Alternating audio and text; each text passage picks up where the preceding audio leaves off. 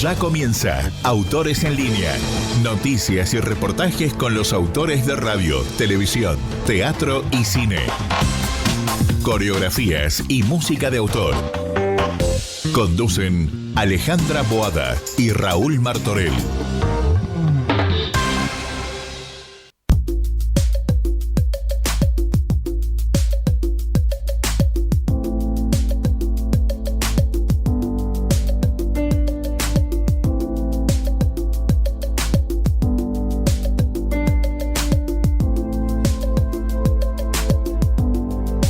Buenas tardes. Hola Raúl, ¿cómo estás? ¿Cómo estás, Alejandra? Feliz de estar en otro Autores en Línea. Exactamente, vamos a saludar a todos nuestros oyentes, nuestros seguidores, que cada día son más, por suerte. Podrían ser menos, pero por suerte son más. Y bueno, por otro lado, agradecerle, por supuesto, como hacemos siempre, a todos los autores que por supuesto que son muchísimos, nos dan las entrevistas. Por supuesto que se prestan a todo, a esta hora que le dedicamos una hora. Claro, es mucho tiempo, ¿no? Para una persona que está ocupada haciendo sus cosas, disponer de 40, 50 minutos para hablar con nosotros. De paso me das el pie para agradecerle a Argentores, que es quien nos provee la mayoría de los autores, ¿no es cierto? Sí, así que sí. agradecerle a Argentores en este 2023 que comenzamos, que la verdad nosotros no paramos nunca. Porque, no. Es que los autores no paran nunca. Y en el verano hay muchas obras de teatro, estrenos, hay de todo. Así que es como que los autores no paran en todo el año. No, es que no es solamente de teatro, hay televisión, radio, coreografías, música, de cine, o sea que ahora empieza el festival, el Filba, bueno, venimos de los Estrellas de Mar. Y así se desarrolla todo lo que es este programa, ¿no es cierto? Que pasamos por diferentes paletas de diferentes autores de todas las ramas que pasan por este programa y que somos líderes, no lo digo yo, sino que lo dicen los medios, lo dice el rating, lo dicen un montón de personas que se dedican a estudiar eso. No es el caso nuestro, nosotros no estudiamos eso y la verdad que nos fue muy bien cuando empezamos así tímidamente, ¿no? Y yo decía que había que darle tiempo al programa y así fue. Bueno, te cuento de Argentores, por un mundo donde seamos socialmente y humanamente diferentes y totalmente libres. Rosa Luxemburgo, 8 de marzo, Día Internacional de la Mujer. Esto lo puso Argentores, así que los invito nuevamente, voy a repetir, a conocer la página de Argentores, www.org.ar.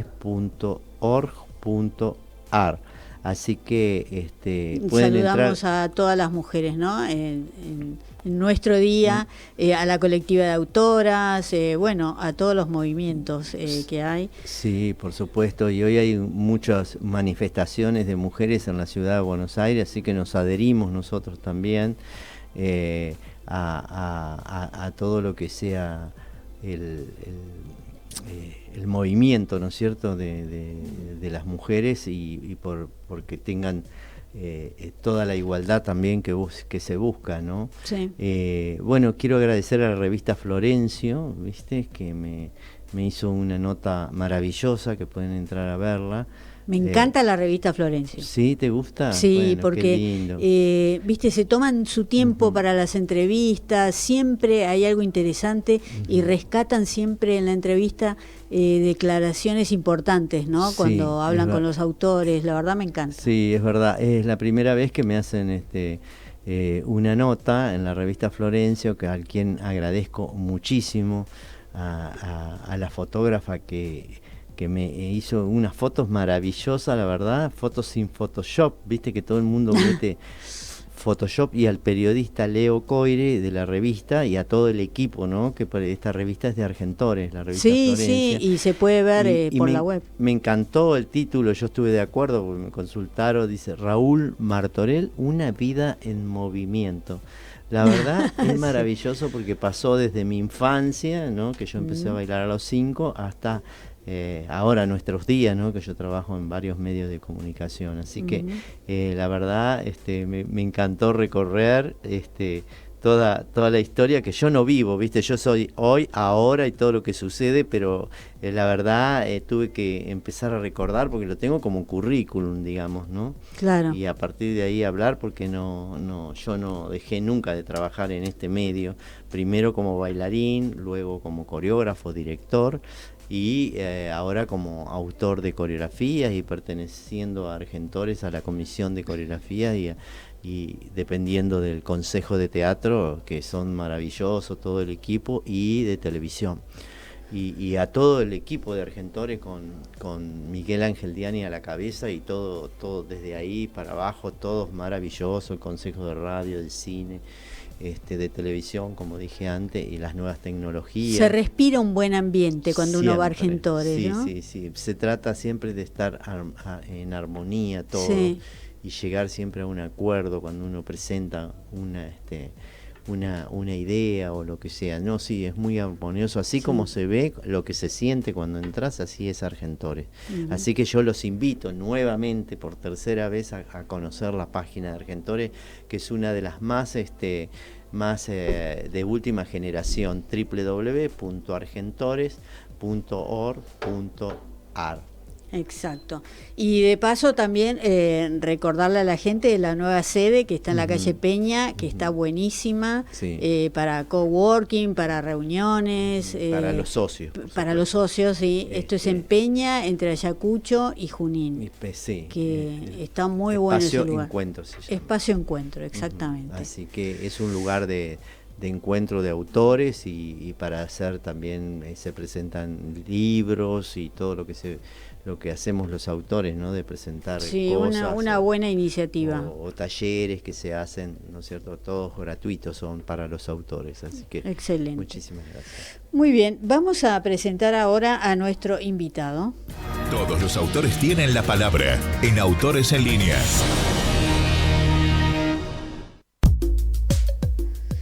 Y le damos la bienvenida a Diego de Miguel. Diego es actor, dramaturgo, es director teatral, estudió actuación en la Escuela de Teatro de La Plata y dramaturgia en la EMAD. Es docente de la Escuela de Teatro de La Plata, donde dicta las materias Historia del Teatro 1, Análisis del Espectáculo, Teorías y Tendencias Teatrales Contemporáneas y Dramaturgia. Espero que nos cuente un poco de cada una de estas materias. Bueno, estudió actuación con Ricardo Bartis, dramaturgia con Susana Torres Molina y obviamente ¿con quién, Martorell? Con Mauricio Cartún. También estudió dirección con Rubén Schumacher, entre otros, ¿no? Bueno, hizo varias obras. La primera fue 333 en el 2002, que además la dirigió. Estuvo en la programación de la Comedia Municipal de La Plata, después Lo que trae la lluvia, La bestia que habita la noche, El país de los muertos, El perdido, que fue una obra que ganó el concurso de dramaturgia del Consejo Provincial del Teatro Independiente, Mirapampa, La revoluta, Con el cuchillo entre los dientes, y acaba de ganar por Bacamán, o Bacamán, yo creo que es Bacamán, como mejor autor nacional, El Estrella de Mar. Así que le damos la bienvenida a Diego de Miguel. Hola Diego, ¿cómo estás? Hola Alejandro, Raúl, ¿cómo están? Mucho gusto, muy contento de estar con ustedes. Muy bien, bienvenido. Raúl Martorell te saluda y felicitaciones por el premio. Muchísimas gracias, muy contento la verdad. Sí, bueno, Diego, ¿cómo es? ¿Bacamán o Bacamán? No tengo ni idea. Bueno, vamos a decir Bacamán. Nunca, algunas veces digo Bacamán, otras Bacamán. Creo que en la obra, en la puesta en escena, dicen Bacamán, así que vamos a asumir ese... Sí, porque queda más argentino, ¿no? Bacamán. Sí, no sé la verdad. Es un superhéroe raro este Bacamán, así que... Sí, me encanta ese nombre para un superhéroe. Bueno, contame un poco más o menos de qué se trata la obra y quién es Bacamán. Bueno, Bacamán es la historia del más importante luchador de catch de la historia argentina, y a través de su historia, que cuenta desde su debut en el año 1976, hasta su muerte en plena pandemia. A través de la historia de este personaje vamos recorriendo también toda la historia argentina, es un poco Backgammon la excusa como para vernos interpelados, bueno, en toda nuestra historia, ¿no? Y este personaje es un luchador de catch que tiene una compañía, que son los Gladiadores de la Resistencia, que es una compañía rival en esta ficción de los Titanes de Karadakian, ¿no? Los famosos Titanes en el ring. Sí. Así que, bueno, vamos viendo la historia de esta compañía de catch, que sigue todos los derroteros propios de todas las compañías de catch que tienen un esplendor en los años 70, incluso los primeros 80, y que luego entran en crisis, como también entra en crisis la Argentina, ¿no? Entonces ese paralelismo cuenta la obra todo el tiempo. A través de Backgammon nosotros vamos viendo toda la historia de nuestro país. Qué bárbaro. Vos esta obra la hiciste con consignas, ¿no? Que había que utilizar parte del preámbulo, ¿puede ser? Sí, porque en realidad la obra la escribí en plena pandemia, Uh-huh. en el año 2020, que es de hecho el momento en el que acontece el presente de la obra. La obra va siendo relatada por un discípulo de Backgammon, que es el Rayo Misterioso, que nos cuenta la historia de este personaje. Y en la medida en que este personaje nos relata la historia, la vamos viendo representada. Y la escribí en el marco de lo que era el concurso Potencia y Política de la Cámara de Diputados de la Nación, donde la obra obtiene el segundo premio. De hecho está publicada inicialmente por la Cámara de Diputados de la Nación y un poco más tarde por la editorial de la Universidad Nacional del Centro de Tandil. Y bueno, en ese marco, ese concurso estaba inspirado en el preámbulo de la Constitución Nacional. Así que un poco la obra surge con esa impronta, ¿no? Con el interés de representar un poco el espíritu de la Constitución Nacional.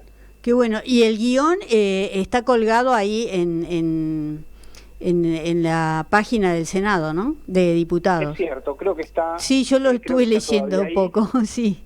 Al menos en su versión original, porque obviamente después la obra sufrió muchas modificaciones, Sí. sobre todo en el proceso de puesta en escena, ¿no? El espectáculo obviamente fue montado en escena, si no, no podríamos haber accedido a la Estrella de Mar, y hace ya un año que está teniendo representaciones fundamentalmente en la Ciudad de La Plata, de donde somos nosotros, y esa mini temporada que hicimos en Mar del Plata, y que fue muy grata para nosotros, no solamente por el premio, sino por la posibilidad de estar en Mar del Plata, de acceder a un público distinto, y de meternos al mar. Claro, lindo. De día en el mar y a la noche en las tablas. Qué buena la vida soñada. ¿De quién fue la idea de ir a Mar del Plata con esta obra? En realidad es una invitación del Instituto Cultural de la Provincia de Buenos Aires, a quien obviamente agradecemos, Sí. y del Teatro Auditorium, de la Sala Pairó específicamente, en recibirnos, que nos trataron muy bien. Fue un lujo poder trabajar con ese equipo extraordinario que tiene la Sala Pairó y que nos simplificó muchísimo todo el proceso de puesta, así que nada, fueron funciones muy gratas, que disfrutamos mucho. Sí, y bueno, y coronado después de recibir el premio como Mejor Autor Nacional, o sea, eso es tremendo, ese premio. Sí, muy inesperado también, porque no es algo que con lo que yo hubiera soñado. Nosotros por lo general somos un grupo de teatro de la Ciudad de La Plata, el viejo Almacén El Obrero, que tenemos ya 26 años de trabajo conjunto. Hemos estado en muchos festivales nacionales e internacionales, hemos participado 3 veces de la Fiesta Nacional del Teatro, hemos estado en el FIBA, hemos estado en el Festival de Teatro de Bahía Blanca, en el Festival de Teatro de Vicente López, en fin, hemos recorrido muchísimo, pero la verdad que nunca habíamos tenido la expectativa de dar funciones en Mar del Plata y muchísimo menos de acceder a un premio tan prestigioso como la Estrella de Mar. Así que la verdad que estamos muy contentos grupalmente, y yo en lo personal obviamente porque se valore el trabajo de mi dramaturgia y en general nuestro trabajo grupal. Sí. O sea que es la primera vez, yo no puedo creer que estás en Mar del Plata en una temporada, ¿no? De estas primera temporada en Mar del Plata, ojalá que se repita. ¿Cómo te sentiste? Perdona, Raúl, no te escuché. ¿Cómo te sentiste estando en una temporada, viste que es todo muy comercial, ¿no es cierto? Con respeto lo digo, Claro. que nunca habías Bueno, estado. Eso también, ¿no? Es decir, no soñé nunca en obtener un premio como la Estrella de Mar, porque en general la temporada marplatense tiene espectáculos que tienen otro nivel de masividad, que trabajan con códigos y convenciones también más universales, en el sentido de más fácilmente digeribles, por decirlo de algún modo, más para un público que va a la playa, que está en derrotero festivo y que por lo tanto quiere ver un tipo de propuestas entretenidas. No digo que la no lo sea, pero el teatro independiente por lo general trabaja con signos de otra naturaleza, de otra espesura, aun cuando a nosotros en realidad nos interesa trabajar en teatro popular, que todo el mundo pueda relacionarse francamente con el espectáculo. Lo cierto es que, bueno, nunca hubiera esperado el obtener una Estrella de Mar, lo cual fue muy grato, estamos muy contentos realmente, y obviamente que nos ha dado como otra proyección, otra publicidad al espectáculo. Claro, ¿no? pero además se demuestra con esto que el público también que va a la playa tiene ganas de ver buen teatro, ¿o no? Sí, nos sorprendió incluso la convocatoria. La verdad que cuando el Instituto Cultural nos invitó, yo pensé que íbamos a tener muy poco público, y no fue así. Tuvimos, obviamente no la sala llena, pues una sala es enorme, sí, yo conozco. Pero hemos tenido bastante público, más incluso que el que nosotros tenemos en nuestra pequeña sala de La Plata. Así que ha sido un éxito, fue un éxito porque yo revisé las taquillas. Muy entusiasta. Sí, revisé las taquillas, un éxito fue lo tuyo. No te olvides que no se llenaron todos los teatros en el Mar del Plata tampoco, ¿no? No, claro, por supuesto, sí. No, muy contento, la verdad, muy contento. Bueno. ¿Cuántos artistas en escena había? Porque son muchos personajes, ¿no? Sí, son 10 actores y actrices, y algunos de esos actores hacen más de un personaje también, porque la obra es una obra para muchísimos personajes. Si bien hay 2 personajes centrales, que son Backman, el protagonista, y el Rayo Misterioso, que es el narrador, quien nos cuenta la historia de Backman. También hay muchísimos otros personajes, hay una especie de maestro y mentor de Backman que es Moreira, hay otros luchadores como el Gauchito Gil, la Virgencita, en fin, son todos personajes también un poco de las tradiciones populares argentinas, sí. Porque esta es una compañía de luchadores de catch nacional y popular, ¿no? Es decir, tienen personajes vinculados a las mitologías incluso del interior. El Pombero es otro luchador. De Corrientes, ¿no? Coquena, el Pombero es de la zona, claro, de toda la escena la Mesopotamia, de Misiones, de Corrientes, incluso de Chaco. Y me imagino que el Rayo Misterioso es por el tango. Es por el tango. Sí, porque el Rayo Misterioso... al Rayo Misterioso lo bautiza el propio Backman, le encuentra su nombre de luchador, de personaje.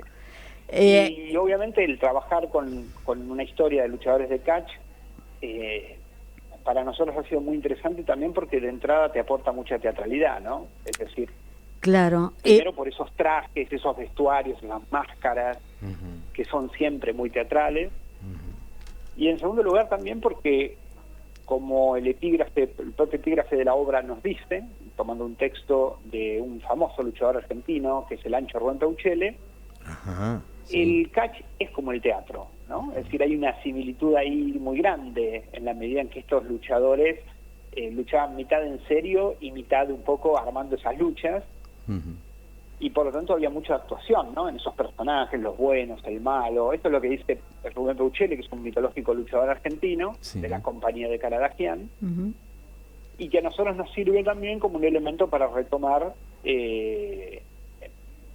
nuestro espectáculo, ¿no? Que es un poco el vínculo que hay entre el catch y el teatro. De hecho, esta historia de luchadores argentinos, esta historia de Backman, puede interpretarse también como la historia de una cooperativa teatral, ¿no? O de un grupo de teatro de algo de España. Claro, hace un paralelo. Claro, tal cual. La forma de vida un poco de estas compañías era muy parecida a insisto, formo parte de un grupo teatral de hace 26 años, y aunque esto ya no es lo más habitual, no suelen predominar hoy por hoy los grupos teatrales fijos, sino que por lo general circulan más las cooperativas que se arman, se desarman. Lo cierto es que la vida de un grupo teatral tiene mucho también de circo errante, de familia, ¿no? Ahí hay algo que son personas que establecemos un vínculo casi familiar, digo, pasamos fin de año juntos, los cumpleaños, hacemos asado, digamos, hay un tipo de vida ahí que es muy parecido también a la vida de los luchadores de calle. Claro. Había en esa época en que estaba Titanes en el Ring, había un grupo que era como los opuestos o los rivales de Titanes en el Ring. Mira, había muchos otros grupos paralelos a los Titanes de Martín Caradagian, pero no había ningún tipo de comparación. Los Titanes de Caradagian eran el grupo más importante, más fuerte, tenían un éxito televisivo extraordinario, y eran personajes muy, muy famosos. Incluso había figuritas de Titanes en el Ring, cartas de Titanes en el Ring, discos de Titanes en el Ring. Sí. Fue un fenómeno de masas, realmente. Luego hubo otros ecos de los Titanes de Caradagian, otras compañías, 100% lucha fuerte y demás, pero ya no con ese nivel de popularidad. Sí, sí, sí. Y en el caso nuestro inventamos una especie de compañía rival a la de Caradagian, que incluso hay una pica muy grande entre los gladiadores de la Resistencia, que es la compañía de Bacaman, y la compañía del Armenio, como se dice en la obra, que serían los Titanes de Caradagian. Claro.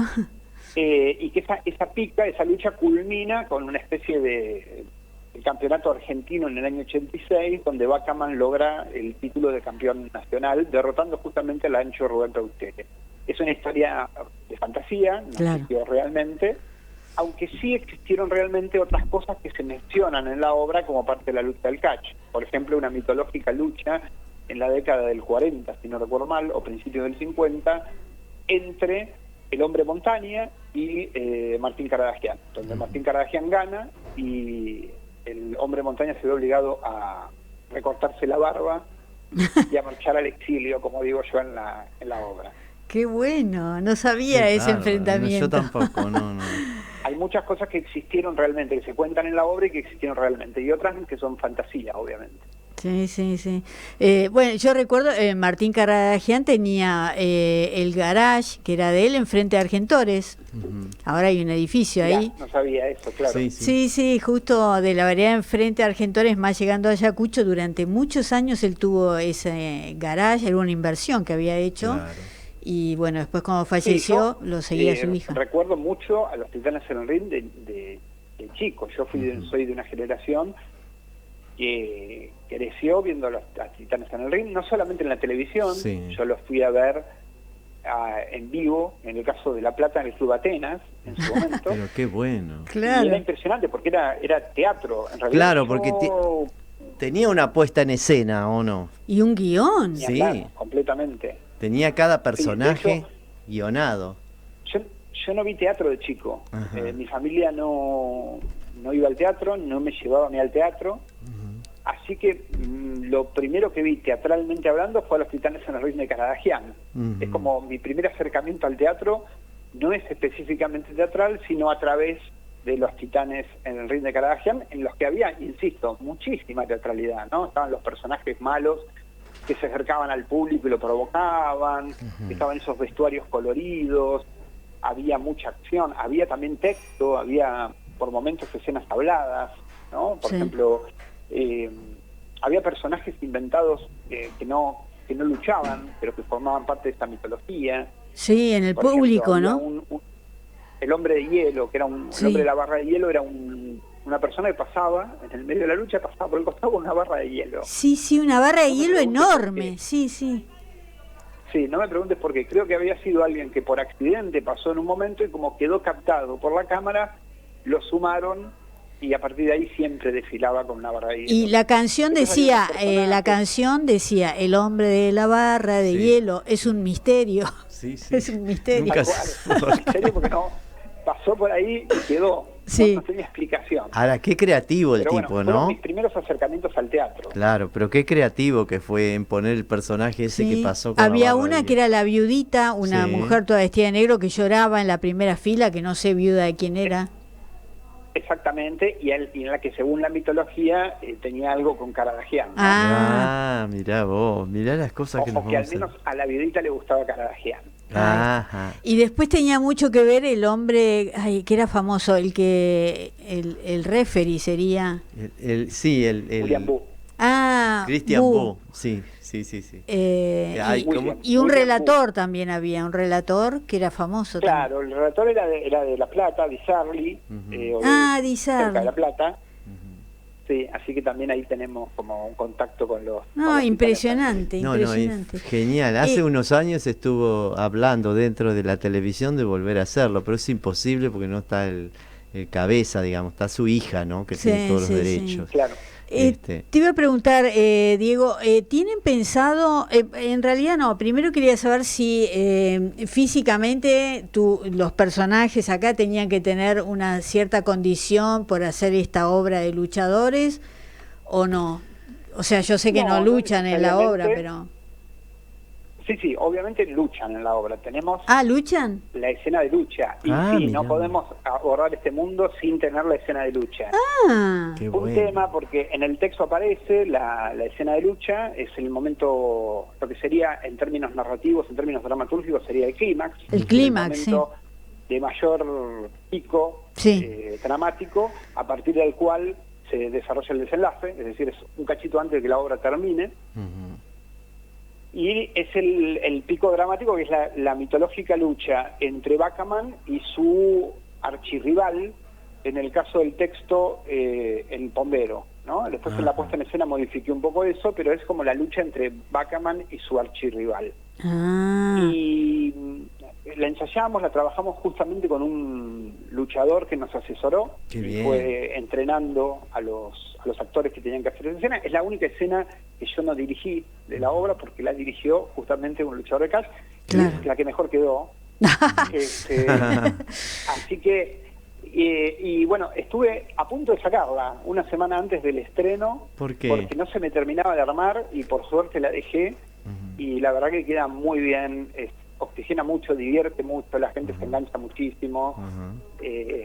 Y bueno, es una escena que además la obra necesita para respirar de algún modo, ¿no? Pero lo bueno es que hayas consultado a un profesional y que la gente lo crea de verdad, ¿no es cierto? Porque evidentemente lo cree porque es el comentario, ¿me entendés? Del público. Yo no la vi, pero tengo comentarios de la... Esa escena, pero sí, quedó muy bien. Quedó como una lucha hacen incluso tomas arriesgadas, saltan, con las piernas tipo la tijera, no sé cómo. Al otro y lo hacen dar una vuelta. Qué bueno.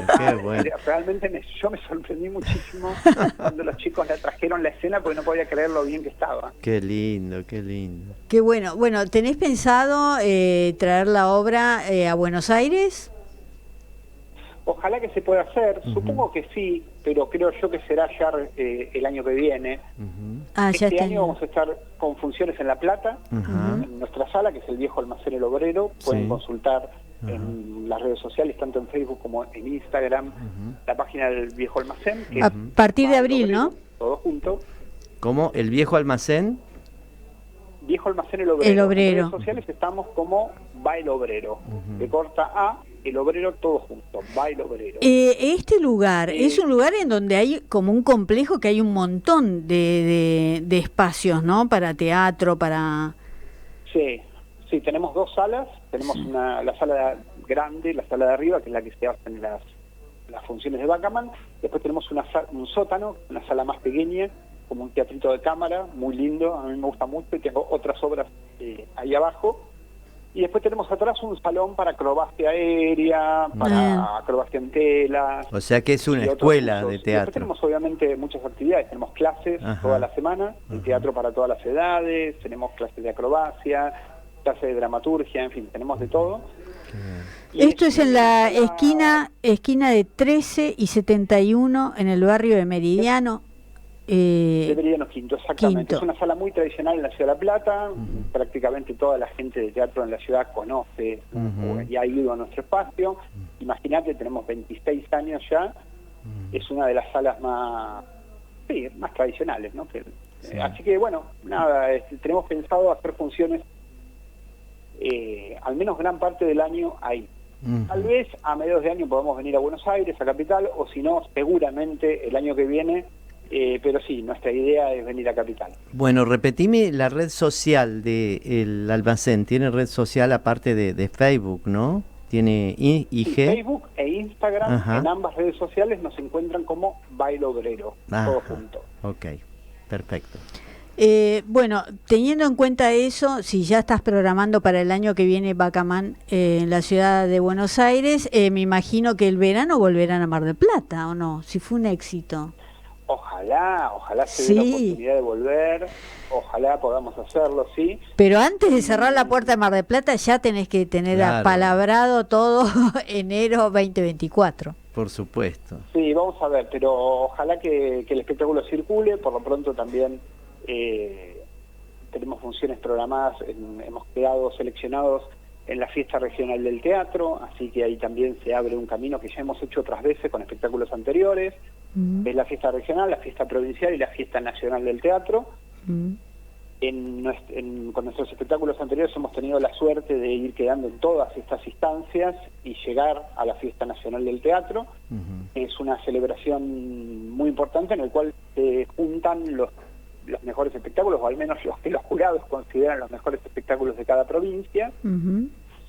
Y también hemos hecho funciones con nuestros espectáculos anteriores en otros lugares. Por ejemplo, en Capital hemos estado tanto con La Revoluta, que es una obra de 2016 que ha ganado la Fiesta Provincial del Teatro y ha participado en la Fiesta Nacional, como con El Cuchillo entre los Dientes, que hemos dado funciones también en el FIBA y en el Teatro El Extranjero. Hemos estado justo antes de la pandemia. De hecho, veníamos llenando en el extranjero y nos cortó la pandemia y bueno, ya es más difícil volver. Sí. Pero con esos espectáculos hemos estado dando funciones aquí en Capital. Justamente te quería preguntar con El Cuchillo entre los Dientes, que tiene que ver con el fútbol. Contame un poco de qué se trata.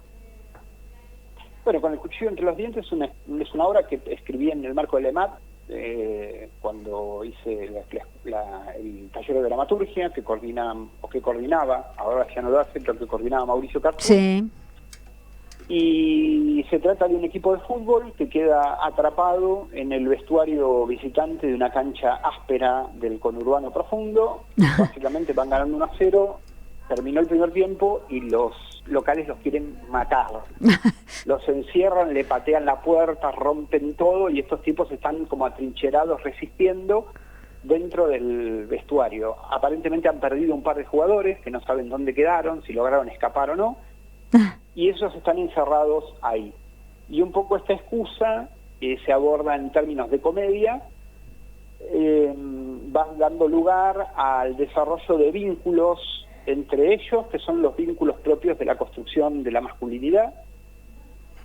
Y esa situación cómica se va poniendo cada vez más turbia y violenta, y la obra llega a lugares, digamos, como de un nivel de violencia muy grande, pero muy grande, que pone un poco en crisis todos los paradigmas de la construcción de la masculinidad tradicional, lo que habitualmente llamamos el patriarcado, la idea de cómo deben ser los vínculos entre hombres, que terminan siendo vínculos de mucha violencia, ¿no? Un poco mi idea cuando lo escribí es cuánta testosterona puede soportar el escenario.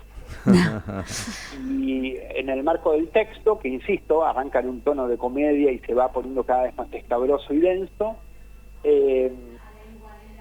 yo también me proponía eso, como jugarlo muy intensamente en la puesta en escena, y entonces trabajamos con una puesta en escena donde el público está muy cerca, y por lo tanto esa violencia, aunque nunca obviamente rompe la cuarta pared, se siente muchísimo, porque están como muy puestos los actores ahí muy cerca al público, es realmente muy impresionante. Y bueno, es un espectáculo que nos ha dado muchas satisfacciones también. Hemos estado también en la Fiesta Provincial y en la Fiesta Nacional del Teatro en Posadas, hemos estado en el FIBA del 2020, en el Festival Internacional de Buenos Aires, y es un espectáculo también muy que ha generado alguna polémica también, ¿no? Porque, digo, no es un espectáculo fácilmente digerible. Arranca en un tono de comedia, pero llega realmente a niveles de mucha oscuridad. Y eso, obviamente, no sé, se puede poner francamente desagradable el espectáculo, ¿no? Ah, bueno, hay que ir preparado entonces, porque a veces sí. Sí, Cuando... sí, nos ha pasado que haya gente que se impresiona, bueno, pero es un espectáculo, creo, también como muy honesto, puesto en un lugar muy piadoso con nosotros, los hombres, y con lo que fueron, sobre todo nuestras crianzas, o al menos mi crianza, ¿no? Yo digo siempre, yo fui educado, fui criado, yo tengo 48 años, cumplidos, recién cumplidos, y yo fui criado como un machito de barrio, digo, entonces hay toda una impronta cultural que se traslada también a vínculos afectivos, ¿no? Yo, por ejemplo, tengo un vínculo afectivo con mi padre, mi viejo ya murió, pero digamos que estaba puesto un poco en esta idea del desarrollo de la masculinidad, ¿no? Donde yo, por ejemplo, me peleaba con alguien a piñas, era reconocido por mi viejo y obtenía de mi viejo afecto y cariño. Esto es muy loco, es muy raro, ¿no? Es monstruoso si uno lo piensa así, pero en aquel momento era natural, es decir, tu padre te felicitaba si vos eras un machito de barrio. Claro. Entonces un poco esta formación que estuve, de la cual obviamente me he ido alejando desde muy jovencito ya, pero es un poco lo que se cuenta en esta obra, ¿no? Digo, hasta esos vínculos que han sido vínculos formativos, afectivos, sensibles para nuestra infancia y para incluso nuestra adolescencia, hoy lo vemos como vínculos monstruosos, como formas de un nivel de... Y además vínculos formas, digamos, que hemos padecido muchísimo. Y vos... no es lo que... sí, perdóname. No, digo que justamente esto que decís, a la hora de escribir, ¿has notado un cambio? ¿Vas cambiando en la escritura? ¿En qué sentido lo decís? De justamente de dejar esa violencia de lado, ¿no?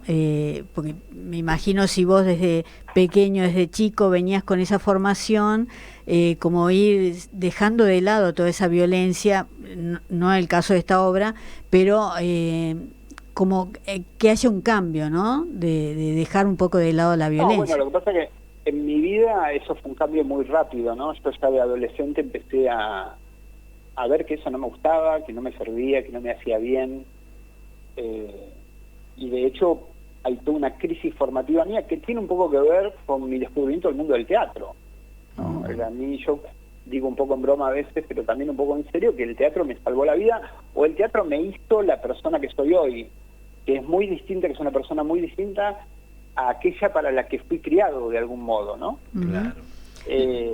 Y el teatro tiene esa facultad también, y creo que la dramaturgia también lo tiene, de ponernos en crisis, ¿no? Yo me siento hoy una persona que se pone en crisis todo el tiempo, digamos, ¿no?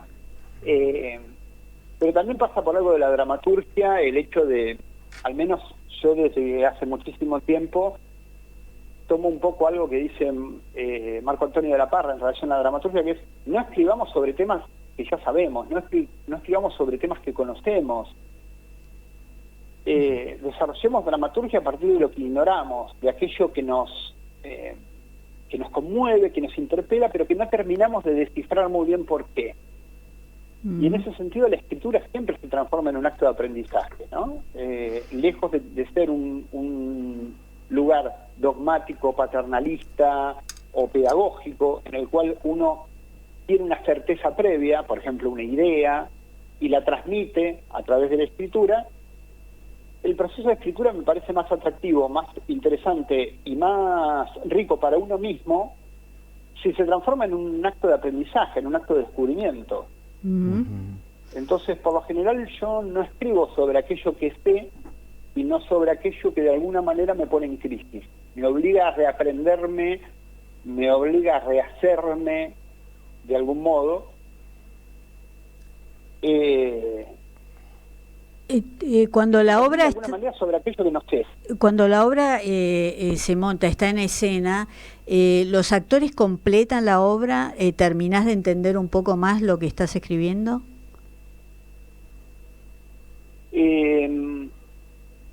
Yo creo que sí, en el proceso, no sé si porque los actores la completen, sino porque el mismo proceso de montaje nos obliga a enfrentarnos a otros aspectos de la obra que no habían sido incluso contemplados.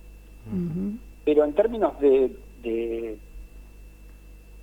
yo creo a veces que el autor es la persona menos indicada para hablar de lo que escribe. Porque tiene como una idea muy... que es como un problema poderla pensar en términos de algo cerrado. Digo, la obra quiere decir esto porque es mi acto de voluntad. Y en realidad las obras hablan de muchísimo más que lo que el autor quiere. Yo como espectador me tomo la libertad de proyectar sentido de acuerdo a mi singularidad, a mi historia personal, a mi forma de ver el mundo. Y como autor, por lo tanto, tengo la misma política y siento que los espectadores son quienes verdaderamente articulan y producen sentido en relación, obviamente, con un campo propositivo, que es el texto y la puesta en escena. En ese sentido yo descubro cosas de la obra todo el tiempo, ¿no? Con cada evolución, con cada mirada. Me parece que es un proceso que no termina nunca. Las obras dicen mucho más que lo que uno quiere decir. Qué bueno eso. Qué bueno. Dicen mucho más de lo que uno quiere decir. Sí, y no es un acto de voluntad, ¿eh? No es un problema de que yo quiera que esto sea así. Es así necesariamente, por lo tanto conviene que nosotros como dramaturgos simplemente lo aceptemos y entendamos que lo que producimos es un poco materia poética, en el sentido más tradicional del término. Es decir, es lo que pasa con la poesía y con las letras de canciones. Todos pensamos que nos hablan a nosotros. Sí. ¿Y por qué pensamos que nos hablan a nosotros? Porque en algún sentido el texto ya es poroso en algún campo, ya tiene cierta ambigüedad y por lo tanto permite que proyectemos sobre él cosas que son propias. Esto, que es muy típico de la poesía y de las letras de canciones, y específicamente de las canciones de amor, ¿no? En el cual todos nos reconocemos en esas letras, pues esto también pasa en la dramaturgia. Pasa en el teatro, es verdad. Sí, ni hablar. Me quedó ahí flotando la relación con tu padre y esa enseñanza. ¿Vos pudiste hablar con él de lo que te había pasado, de por qué había sido la educación de esa manera? Bueno, pero es propio de una época, ¿no? Yo no lo veo como... A mí me cuesta verlo como monstruoso. Claro. Es decir, percibo el cambio de paradigma. Hoy, por suerte, vivimos en otra sociedad. Percibo también el lado monstruoso de esto. Sí. Pero también veo que para aquellas generaciones era una forma de demostrar afectividad. Era una forma rara, pero era una forma de demostrar afectividad. Quiero decir, el patriarcado es mucho más complejo de lo que los discursos ideológicos hoy podrían, a lo que los discursos ideológicos hoy podrían reducirlo. Quiero decir, como todo fenómeno de poder social, como todo fenómeno de coerción social, se sostiene por muchísimas variables, no solamente por aquellas que imponen el hecho de dominio a la fuerza, sino también por valoraciones afectivas, por vínculos emocionales. Es decir, es realmente complejo. Y por lo tanto, esta idea que aparece en términos, digamos, de la filosofía francesa de la deconstrucción, es también un fenómeno muy complejo. No es listo, cambiar el paradigma, cerremos y nos vamos. No, sí, sí. Y de hecho, también deberíamos preocuparnos, porque si no nosotros reproducimos el ayer, en el sentido siguiente. Las relaciones patriarcales del pasado no se percibían como monstruosas, como raras, porque estaban naturalizadas. Sí, sí. Y por lo tanto, digamos, a nadie le hacía ruido. A mí no me hacía ruido que al momento de del almuerzo sea mi madre la que cocinaba, sea mi madre la que levantaba la mesa y sea mi madre la que lavaba. Claro. Yo era niño y eso me parecía natural. Hoy me parece monstruoso. Sí. Pero antes me parecía natural. No solamente a mí, también a mi papá y también a mi mamá. Entonces digo, ahí había relaciones de poder naturalizadas. Hoy somos todos muy enfáticos y claros en señalar la monstruosidad de esas relaciones del poder del pasado, relaciones de poder que vemos de una forma muy clara. Ahora digo yo, ¿cuántas relaciones de poder hay hoy circulando en la vida social y que están tan bien naturalizadas y de las que nadie se preocupa? Digo, por supuesto que veo como monstruosas esas relaciones del pasado, pero también me interesa indagar cuáles son las relaciones de poder naturalizadas en la vida social hoy. Sí, que dentro de 20 años van a muchísimas. ser monstruosas, tal vez. Sí, yo creo que lo son hoy. Digo, yo creo que hay ejes. Por ejemplo, hoy el feminismo, por suerte, y gracias a la lucha de muchísimas mujeres que están desde ya muchísimos años instalando esto en el campo de la confrontación política, en el mejor sentido de la palabra, hoy es un eje que circula en la sociedad, que nos atraviesa a todos. Por supuesto que en distinto modo, por supuesto que hay sectores más progresistas y otros más reaccionarios en relación a este eje, pero hoy es un eje, y justo hoy, Sí. ¿no? Sí. En esta fecha, además, es un eje muy importante. Como también lo es, por ejemplo, la perspectiva ecológica. Hoy estamos siendo atravesados por una profunda reflexión acerca del problema ecológico. Pero hay otros ejes que no tienen en este momento esta urgencia. Digo uno que es viejo, que existe desde hace mucho y que sin embargo hoy no le importa a nadie, que es el problema de clase. Es la tremenda desigualdad social que hay en la Argentina y yo diría en América Latina en general, Sí. y que hace que países que no son pobres, como los países latinoamericanos, de los cuales por ejemplo nosotros vivimos en un país que tiene una relativa riqueza, haya una miseria espantosa. Horrible. Yo soy platense, no soy porteño. En este momento estoy en Buenos Aires, estoy en Capital Federal.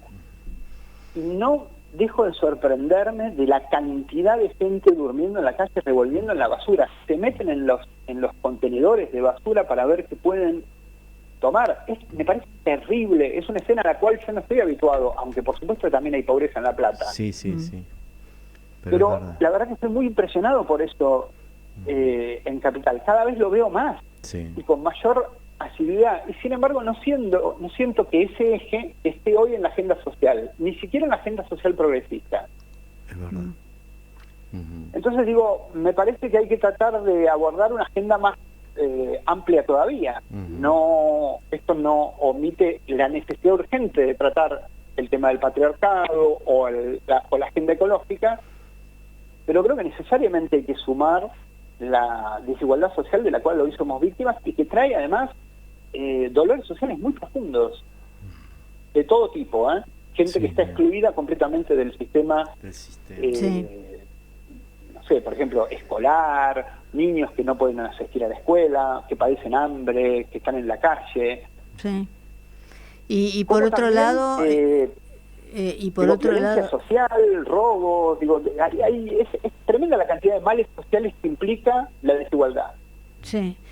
Y por otro lado, el que pasa y mira y se acostumbra y no se conmueve, ¿no? Es que todos terminamos acostumbrándonos y dando por natural, insisto, para mí era normal que mi vieja sea la que cocinaba y levantara la mesa y limpiara. Porque la expectación asidua de ese tipo de relaciones y vínculos sociales los naturaliza. Y bueno, es así. Si no los denunciamos como monstruosos, si no los ponemos, entre otros lugares, en el teatro, es decir, si no nos permitimos verlos extrañados, diría Brecht, ¿no? A la manera brechtiana, desnaturalizados, puestos como despojados de todo algo romántico y vistos como lo que efectivamente son, una relación de poder desigual y violenta. Entonces, bueno, pues la perpetuación de esas conductas sociales va a ser permanente. Sí, es verdad. Sí, sí. Bueno, es para reflexionar y para hacer algo, ¿no? Pues sí. Desde algo, aunque sea, uno, sí, aunque sea pequeño. Y pero... yo coincido con lo que vos decís, ¿sabés por qué? Porque yo vivo en Maipú y Corrientes y veo la gente que duerme en todo el microcentro, que por supuesto comen de la basura. El otro día viví una escena que casi me puse a llorar, porque un chico saca de la basura cosas y encuentra un librito, un libro pequeño, ¿no? Y yo me puse a observarlo y vos sabés que lo estaba limpiando. Me acerqué y le digo, ¿qué es eso? Me dice, un libro. Y entonces yo le digo, ¿y por qué te lo llevas? Y me dice, porque me gusta leer. Y me mató, ¿viste? Porque dije, ese chico no tiene acceso a un libro. Sí. Me emociono cuando lo cuento. Bueno, pero justamente es una escena muy poética la que vos decís, es una escena teatral, ¿no? No, pero lo vi, o sea, no lo vi en ninguna obra, lo vi en la esquina de mi casa. En las cuales se concentra de una forma tan poética y tan palpable la magnitud del problema, porque efectivamente también el acceso a los bienes culturales es un derecho de todos los seres humanos y especialmente de los niños. Sí. Me mató porque era un niñito de 12 años más o menos, ¿viste? Sí, tremendo. Entonces, en eso siempre es conmovedor toda la familia en la calle, pero te quiero decir, el microcentro está lleno la 9 de julio, vas a caminar de noche y no sabes lo que ves. Sí, sí. Bueno, pero digo, esto como muchos otros temas que también merecen ser por supuesto, subidos a la agenda teatral, específicamente, que es de lo que yo puedo hablar. Yo voy al teatro muchísimo, de hecho en este momento todavía no se inició la cartelera en la Ciudad de La Plata, que por lo general la arranca en abril, y por lo tanto estoy viniendo a ver teatro aquí en Capital Federal. He visto, no sé, 10 obras en las últimas 2 semanas. ¿Y hoy tenés algo para ver? Hoy no, mañana voy a ver el estreno, la obra que estrenó Tenconi Blanco en el San Martín, que se llama Las Ciencias Naturales. Así que, bueno, nada, esto yo percibo también, este eje está un poco ausente en nuestra cartelera teatral, ¿no? Digo, la asimetría de clase o la injusticia en la distribución de los bienes en este país. No es un tema que el teatro esté abordando, no es un tema que hoy signifique una urgencia para el teatro. Sí, es verdad. Es muy fuerte. Sí, pero bueno, también ahí la importancia, ¿no?, del teatro. El teatro no es solamente montar la obra, sino todo lo que implica, ¿no?, para la sociedad. Por eso... Yo creo que el teatro es un bien cultural de una dimensión única. Sí. Porque implica un montón de cosas que van a contramano de la vida contemporánea.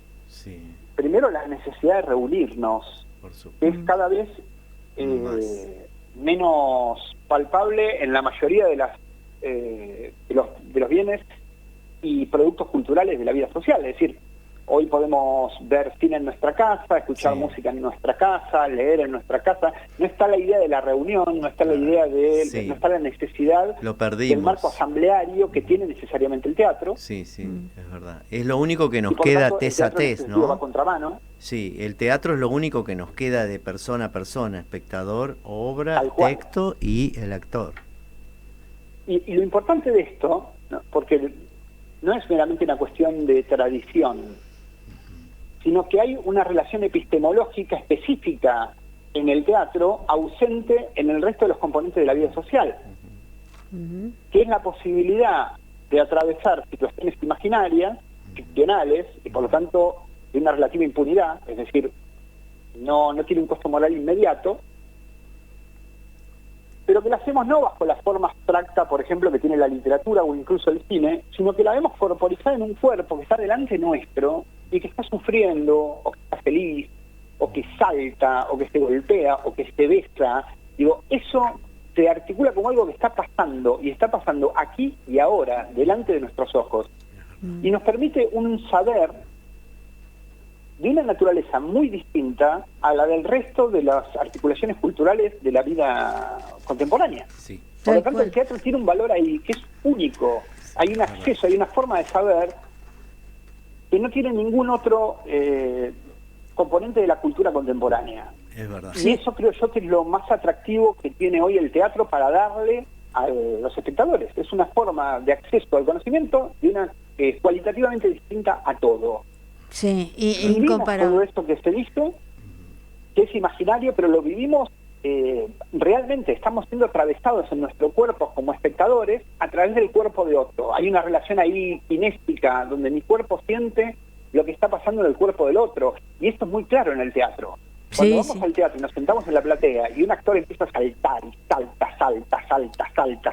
salta, hay algo en nuestro cuerpo que empieza a saltar con él. No lo hacemos nosotros literalmente, pero podemos sentirlo. Es y verdad. esto mismo pasa cuando el personaje sufre, cuando el personaje se enfrenta a un conflicto. Es decir, podemos vivir 1000 vidas, que es el anhelo, creo yo, que todos tenemos, o al menos que yo tuve desde siempre, desde que soy muy chico, y que me llevó al teatro como espectador, como actor y hoy como dramaturgo. Excelente. Vamos a quedarnos con eso. Eso es lo último. Sí, se nos terminó el tiempo. Muchas gracias, Diego de Miguel. Felicitaciones de vuelta por el premio. Lo vamos a volver a convocar porque nos sí, quedamos con muy muchísimo en la interesante. Sí, carpeta. apasionante. Parecía una obra de teatro. Sí, muchas gracias. Muchas gracias, Diego. Muchas gracias a ustedes. Un beso. Bueno, un abrazo. Hasta luego, Raúl. Nos vemos la semana que viene. Esto fue Autores en Línea. Nos reencontramos el miércoles a partir de las 3 de la tarde. Autores en Línea.